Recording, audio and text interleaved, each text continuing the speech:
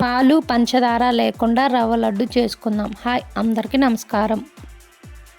Stove వెలిగించుకొని బాండీ పెట్టుకొని అరకప్పు పుట్నాల పప్పు శనగపప్పు తీసుకొని లైట్గా వేయించుకోవాలి. స్టవ్ సిమ్లో పెట్టుకొని ఈ విధంగా వేయించుకుంటే చాలు. కొంచెం నెయ్యి పోసుకొని డ్రై ఫ్రూట్స్ వేయించుకోవాలి. మనకు నచ్చిన డ్రై ఫ్రూట్స్ స్టవ్ సిమ్లో పెట్టుకొని వేయించుకోవాలి.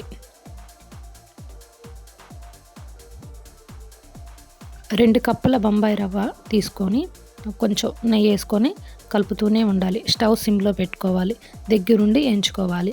అలా వేయించుతుంటే కలరు చేంజ్ అవుతుంది. తర్వాత అది స్టవ్ మీద నుంచి చల్లార్చుకోవాలి. చల్లారిన తర్వాత మిక్సీకి పట్టుకోవాలి.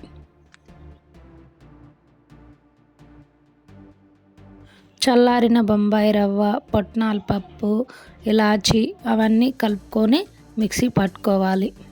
మెత్తగా వీలైనంత మెత్తగా మిక్సీ పట్టుకోవాలి. మిక్సీకి పట్టిన పిండిని బౌల్లో తీసుకోవాలి.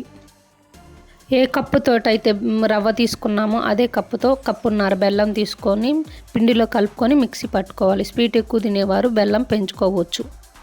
మిక్సీ పట్టుకున్న పిండి బౌల్లో వేసుకొని వేయించి పెట్టుకున్న డ్రై ఫ్రూట్స్, కొబ్బరి తురుము అవన్నీ వేసి కలుపుకోవాలి. కలిసిన తర్వాత కొంచెం నెయ్యి వేసుకొని కలుపుకొని లడ్డూలు చేసుకోవాలి.